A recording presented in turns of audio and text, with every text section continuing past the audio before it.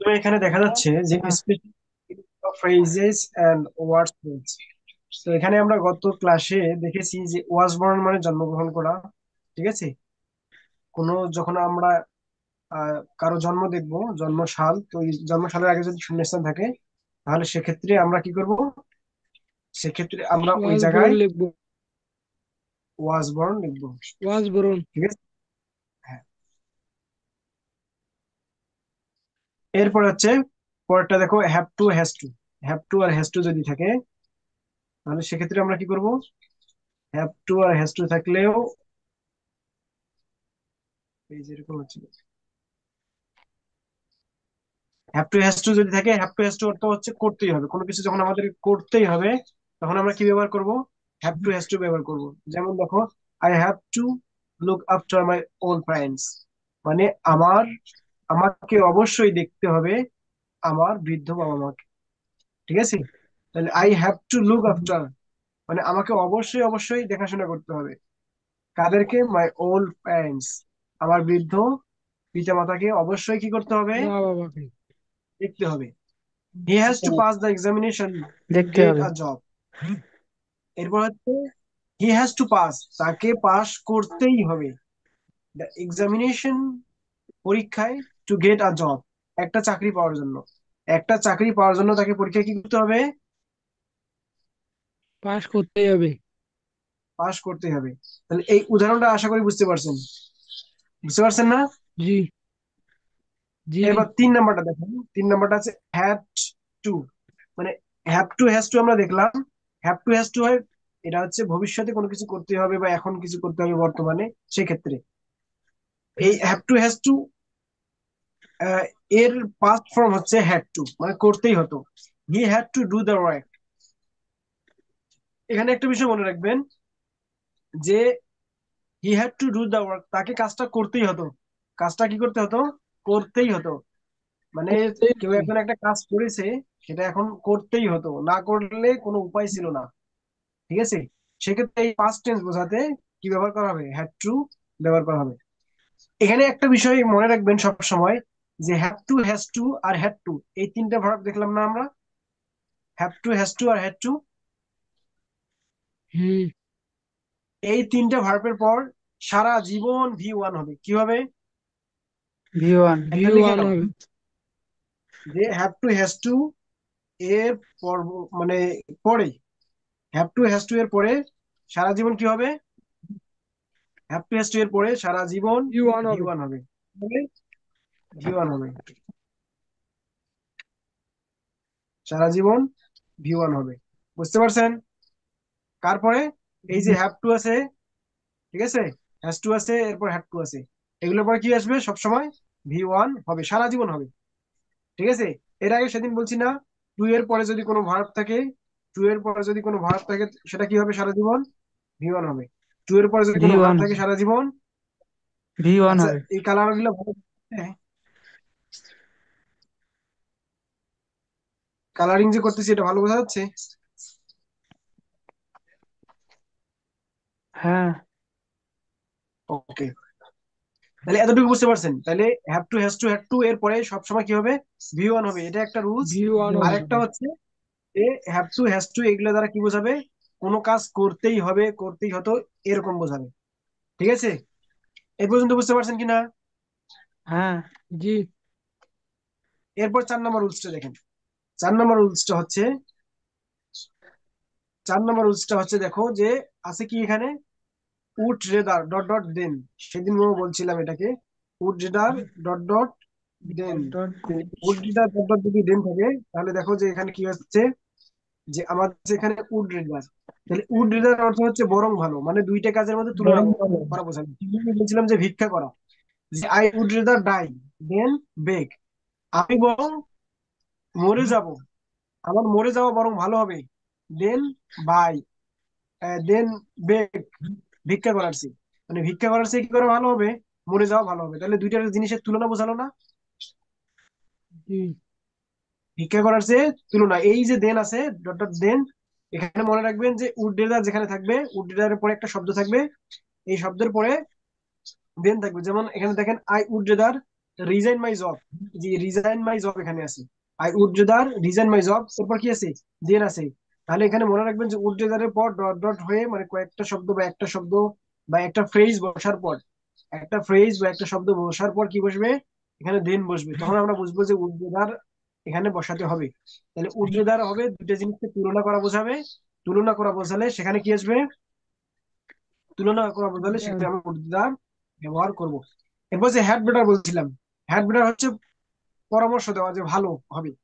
মানে don't disturb me, you had better leave me alone. মানে অনেক সময় আমরা একাকী থাকতে পছন্দ করি না। তো একাকী যখন থাকতে পছন্দ করতেছি, কেউ এসে তোমাকে কথা বলতেছে, ডিস্টার্ব করতেছে, তখন বলো যে ডোন্ট ডিস্টার্ব মি, আমাকে বিরক্ত করো না। You had better leave me alone, আমাকে একাই ছেড়ে দেওয়া তোমার জন্য এখন ভালো হবে, অ্যাট দিস মোমেন্ট, এই সময়। তাহলে আমরা বুঝতেছি যখন কাউকে কাউকে কোনো পরামর্শ দেব তখন সেক্ষেত্রে আমরা কি ব্যবহার করব, হ্যাড বেটার। Had better. সেদিন আমি বলছিলাম ইউ হ্যাড বেটার গো নাও, তোমার এখনই বের হওয়া বা এখনই যাওয়া প্রয়োজন, যাওয়া দরকার, যাওয়া ভালো হবে। কেন, মনে করো যে আকাশ মেঘ, আকাশে কি আছে, মেঘ আছে। অথবা তোমার একটা ছাতা নিয়ে বের হয়ে যেতে হবে। কেন ছাতা নিয়ে বের হয়ে যেতে হবে, মানে রোদ প্রচন্ড রয়েছে রাস্তায় অথবা পানি আসতে বৃষ্টি পারে। রয়েছে। বুঝতে পারছেন এই পর্যন্ত? এরপর জি। হচ্ছে লেট অ্যালোন। লেট অ্যালোন হচ্ছে দূরের কথা। বলছিলাম যে এটা আমরা অর্থ করবো লেট অ্যালোন মানে দূরের কথা, মানে এটাও অসম্ভব জিনিসকে বোঝায়। কি জিনিস বোঝায়, অসম্ভব জিনিস। মানে এখানে দেখো উদাহরণ এখানে যেটা দেওয়া আছে, আই কান্ট ওয়াক, আমি হাঁটতেই পারি না। আমি কি করতে পারি না, হাঁটতেই পারি না। লেট অ্যালোন হাঁটতেই রান, পারি না। দৌড়ানো তো দূরে। আর যে ব্যক্তি হাঁটতে পারে না এই কি দৌড়াতে পারবে, তাহলে অসম্ভব জিনিস না। তাহলে এই জি। দূরের কথা দ্বারা কি জি। বোঝাচ্ছে, অসম্ভব কোনো কিছুকে বোঝাচ্ছে। অসম্ভব অসম্ভব কোনো কোনো কিছু। কিছু যদি হয় সেক্ষেত্রে এই লেট অ্যালোন দ্বারা কি বোঝাবে, এই দূরের কথা বোঝাবে। অনুরূপভাবে মনে করেন যে কারো কাছে 500 টাকা ধার চাইলেন, ওই করছে আমার কাছে 1 টাকায় নাই আর 500 টাকা তো দূরের কথা। I have no money, I have no money, then 1000 টাকা, দেন 500 টাকা। বুঝতে পারছেন? হুম। এখন মনে জি। করেন এটাকে আরেকটা উদাহরণ দিতে পারেন যে একজন লোক বাংলাতেই ঠিক মতো কথা বলতে পারে না, ওই আবার ইংরেজিতে কথা বলবে? হ্যাঁ, না, পারবে না। না। ইংরেজিতে কথা বলতে পারবে না। তখন আমরা কি ব্যবহার করবো, লেট অ্যালোন ব্যবহার করবো। তাহলে বুঝতে দূরের পারছেন? কথা। আছে দেখো হোয়াট ইফ, মানে কি হতো, মানে কোনো একটা ঘটনা ঘটে নাই, যদি এটা অ্যাক্সিডেন্ট হয়ে যাইতো তাহলে কি হইতো, কেমন হইতো, এটাই বোঝানোর জন্য হোয়াট ইফ ব্যবহার করা হয়। যেমন what if it disturb on the way, মনে করেন গাড়িতে যাচ্ছেন, গাড়িতে যেতে যেতে কোনো সমস্যা ছিল, তা পার হওয়ার পর বা গন্তব্যে যাওয়ার পর এখন মনে হইলো ওই সমস্যাটা ধরতে পারছি। এখন বলতেছেন যে ওরে আল্লাহ, এইটা যদি ডিস্টার্ব করতো, যে সমস্যা, এই সমস্যা তো দেখি নাই, তাহলে কি হইতো। কথা বুঝতে পারছেন কিনা? হ্যাঁ। জি। মানে কোনো কিছু ঘটনা মানে ঘটতো কিন্তু ঘটে নাই, কোনো ঘটনা ঘটতো কিন্তু ঘটে নাই। এখন আসি ঘরে নাই। বলতেছেন যে এইটা যদি কিরকম হইতো, ওরে আল্লাহ, আফসোস করি যে আমরা কথা বলি না, এই আফসোস করি যে কথাটা বলি যে কি হইতো ওরে আল্লাহ। এইটাই হচ্ছে হোয়াট ইফ। ঠিক আছে, এ পর্যন্ত বুঝতে পারছেন? হুম। জি। এরপরে আছে দেখেন ওয়ার্ডস লাইক। ওয়ার্ডস লাইক, যখন ওয়ার্ডস লাইক আসবে তখন মনে রাখবেন যে ওয়ার্ডস লাইক আসছে, সেক্ষেত্রে আমরা কি করব, ওয়ার্ডস লাইক এর অর্থটা আগে বুঝতে হবে। ওয়ার্ডস লাইক হচ্ছে তোমার নিকট কোনো ব্যক্তি বা জিনিসের বর্ণনা যখন জানতে চাইবে, কি জানতে চাইবে, কোনো জিনিসের বর্ণনা, তখন হবে ওয়ার্ডস লাইক। ঠিক আছে, যখন কোনো ব্যক্তি বা জিনিসের বর্ণনা জানতে চাইবে তখন কি হবে, ওয়ার্ডস লাইক ব্যবহার করা হবে। ঠিক আছে, ওয়ার্ডস লাইক ব্যবহার করা হবে। এখানে দুইটা উদাহরণ মনে হয় একসাথে হয়ে গেছে, তাহলে হোয়াট ডাজ লুক লাইক এখানে আছে, কিন্তু এখানে মূলত হোয়াট হোয়াটস লাইক এই উদাহরণটা আসবে। পাশাপাশি আরেকটা উদাহরণ আছে, দেখো যে হোয়াট ডাজ লুক লাইক, এটা হচ্ছে কোনো ব্যক্তি বা বস্তুর দৈহিক চেহারা সম্পর্কে যখন জানতে হয়। এই উপরে উদাহরণ আর এই উদাহরণটা মিলে গেছে। ঠিক আছে, মিলে গেছে কি জন্য, আমি অন্য আরেকজনকে টাইপ করতে দিয়েছিলাম, ওই টাইপ করতে গিয়ে গরমিল করে ফেলছে হয়তো। তাহলে এখানে দেখেন যে what does he look like, তার মানে এখানে দেখেন তো দৈহিক গঠন বোঝাচ্ছে না, আরে ওই সুন্দর না জি। কুৎসিত এইটাই তো বুঝাইছে না। তাহলে হোয়াট ডাজ লুক লাইক দ্বারা কি বোঝাবে, কোনো ব্যক্তির দৈহিক গঠন বোঝাবে। আর কোনো ব্যক্তি বা বস্তু সম্পর্কে যখন বর্ণনা চাইবে তখন হবে হোয়াটস লাইক। মানে এটা কেমন জিনিসটা, মনে করো তুমি একটা কাপড় ইয়া করতেছো, পছন্দ করতেছো, ঠিক আছে? তখন বললে হোয়াটস লাইক, কি বললে? হোয়াটস দা হোয়াটস লাইক। টি শার্ট লাইক, হোয়াটস দা টি শার্ট লাইক। মনে করো যে প্রশ্ন করলে যে এই টি শার্টটা দেখতে কেমন, তাহলে এই টি শার্টটা সম্পর্কে তুমি কি চাইছো, বর্ণনা চাইছো যে কেমন এটা, ঠিক আছে, কেমন হবে না হবে। আর যখন দেখতে কেমন হবে, মানে মানুষের চেহারা, বা বিশেষ করে মানুষের চেহারার ক্ষেত্রেই ব্যবহার করা হয় হোয়াট ডাজ লুক লাইক। এই পর্যন্ত বুঝতে পারছেন কিনা? হুম। জি। ইয়াম, হ্যাঁ, বুঝতে পারছি। লায়ন, তুমি বুঝতে পারছেন? হ্যাঁ, বুঝতে পারছি। আচ্ছা, এখন দেখো, এরপরে আছে আমাদের 10 নম্বরে, দেখো এখানে অ্যাজ সুন অ্যাজ আছে, কি আছে? As soon. অ্যাজ এখানে সুন মনে অ্যাজ। রাখবেন as soon as, as soon as যে আছে এখানে, আমি একটু ইয়া করি, যে অ্যাজ সুন অ্যাজ যদি থাকে তাহলে বাক্যের দুইটা অংশ থাকে। বাক্যের কটা অংশ থাকে? দুইটা দুইটা অংশ অংশ। থাকে। আমার ভালো করে- যখন অ্যাজ সুন অ্যাজ দিয়ে কোনো সেন্টেন্স হবে তখন বাক্যের কটা অংশ থাকবে? দুইটা অংশ। দুইটা অংশ থাকবে। দুইটা অংশ। একটা হচ্ছে অ্যাজ সুন অ্যাজ যুক্ত ক্লোজ থাকবে, মানে এই যে দেখেন as soon as the teacher enter the class, তাহলে এই যে এখানে একটা অংশ। আর একটা হচ্ছে দেখো কমার পরে আরেকটা অংশ আছে। দ্য একটা স্টুডেন্ট অংশ হচ্ছে অ্যাজ সুন অ্যাজ এর স্ট্যান্ড আপ। সাথে, আর একটা হচ্ছে কমার সাথে আছে, ঠিক আছে? তাহলে এখানে আছে অ্যাজ সুন জি। As the teacher enter the classroom, as soon as the teacher enter the classroom বা class, the student stood up, the student stood up. এখানে দেখেন যে দুইটাই কি আছে, দুইটাই হবে V1। দুইটাই কি আছে দেখেন, বি ভি ওয়ান। V2 আছে, সরি, আছে V2। তাহলে as soon as the teacher entered the class, ঠিক আছে, তাহলে the student stood up, দুইটা কি আছে? V2 তে আছে। বুঝতে পারছেন? মানে এর অর্থটা হ্যাঁ। জি। হচ্ছে করতে নাই করতেই, হতে না হতেই, মানে শিক্ষক ক্লাসের মধ্যে ঢুকতে না ঢুকতেই কি করেছে, ছাত্ররা দাঁড়িয়ে কি করে সালাম দেয় না? জি। মানে শিক্ষক যখন ক্লাসে ঢোকে, ঢোকার সাথে সাথেই তো ছাত্ররা দাঁড়িয়ে সালাম দেয়, না দেরি করে দেয়? হ্যাঁ, সাথে সাথে সালাম দেয়। এই যে সাথে সাথে একটা কাজ হওয়ার সাথে সাথেই যখন আরেকটা কাজ হচ্ছে, তখন সেক্ষেত্রে আমরা অ্যাজ সুন অ্যাজ ব্যবহার করি, মানে করতে না করতেই, হতে না হতেই।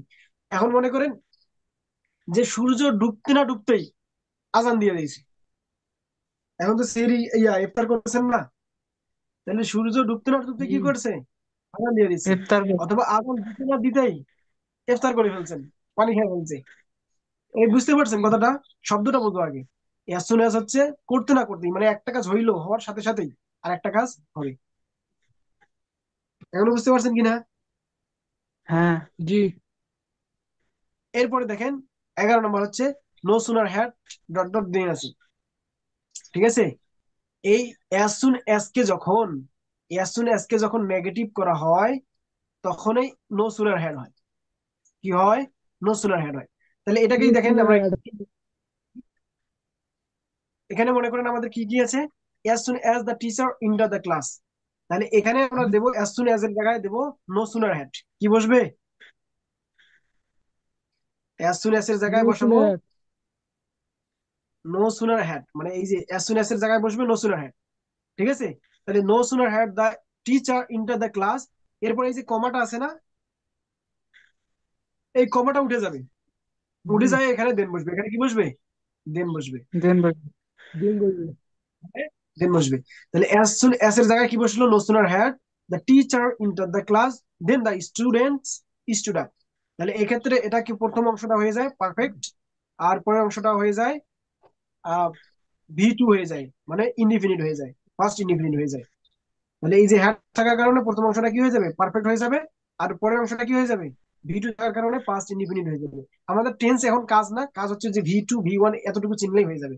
আর এতটুকু তো চিনতে পারবেন আশা করা যায়, ঠিক আছে না? হ্যাঁ। জি। এই স্টুড আছে, স্টুড শব্দটা কি কোথা থেকে আসছে? স্ট্যান্ড আসছে, স্ট্যান্ড মানে দাঁড়ানো, স্ট্যান্ড স্টুড স্টুড, এটা থেকেই তো আসছে V2,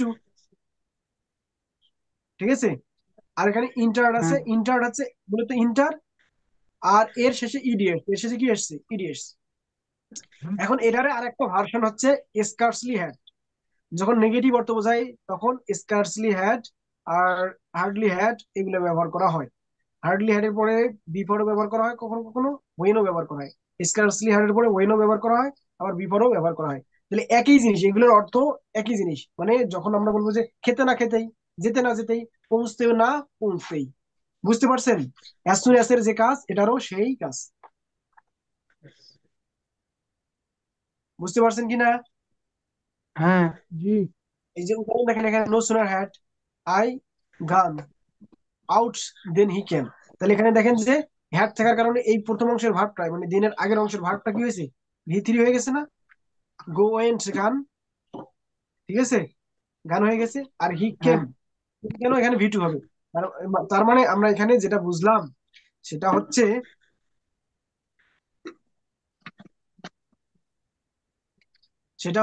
যে যদি নো সুনার হ্যাড হয়, সেক্ষেত্রে প্রথম অংশটা কি হবে? প্রথম অংশটা হ্যাড প্লাস ভি3 হচ্ছে। প্রথম অংশ কি হচ্ছে? হ্যাড প্লাস হ্যাঁ, ভি3 হবে। ভিতরে। আর পরের অংশটা কি হবে? পরের অংশটা শুধু ভি2 হবে। পরের অংশটা ভি2 হবে, এটা মনে রাখতে হবে।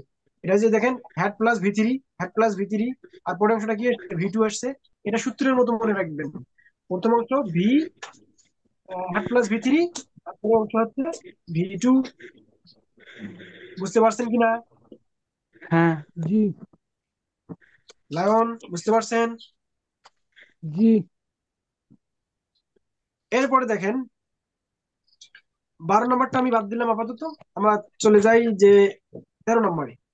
13 নম্বর দেখেন যে ইট ইজ টাইম আছে। ইট ইজ টাইম এবং ইট ইজ হাই টাইম, এটার জন্য মনে হয় আলাদা একটা রুলস বানিয়েছে। এই যে টাইপিং মিস্টেক একটু হয়েছে। দেখেন ইট ইজ টাইম অথবা ইট ইজ হাই টাইম, 15 নম্বরটা দেখেন। ইট ইজ টাইম অথবা ইট ইজ হাই টাইম, আইটাই। দুইটারে অর্থ একই। দুইটারে অর্থ হচ্ছে যে এটাই উপযুক্ত সময়। এটা কি সময়? উপযুক্ত সময়। উপযুক্ত মনে করেন সময়। তোমাদের সামনে আর 2 মাস পরীক্ষা আছে, পরীক্ষার বাকি আছে। এখন এটাই উপযুক্ত সময় না ভালো করে পড়ার, বেশি বেশি প্র্যাকটিস করার, ঠিক আছে? ইট ইজ হাই জি। টাইম যখন বোঝাবে, তখন সেক্ষেত্রে ইট ইজ হাই টাইম বোঝালে সেক্ষেত্রে কি হবে? ইট ইজ হাই টাইম এটা উপযুক্ত সময় বোঝানোর জন্য ব্যবহার করা হবে। কি জন্য ব্যবহার করা হবে? উপযুক্ত সময় বোঝানোর জন্য ব্যবহার করা হবে। এখন দেখেন ইট ইজ টাইম যদি থাকে অথবা ইট ইজ হাই টাইম যদি থাকে, তাহলে সেন্টেন্সের একটা গঠন আছে। বুঝতে পারছেন গঠনটা কিরকম? ইট ইজ টাইম থাকে, ইট ইজ টাইমের পরে যে ভার্বটা থাকবে, সেই ভার্ব ভি2 হবে। মনে করেন যে এই যে এখানে দেখেন, it is high time you enter the hall. মানে হল বলতে বোঝায় এই যে পরীক্ষার হল বা ইয়ার হল, এই যে আমরা ইউনিভার্সিটির হল বলি সেটা। তাহলে ইট ইজ হাই টাইম, এটাই উপযুক্ত সময়, ইউ এন্টার। যে এখানে যে ভার্বটা আছে, এই ভার্বটা ভি1 না ভি2?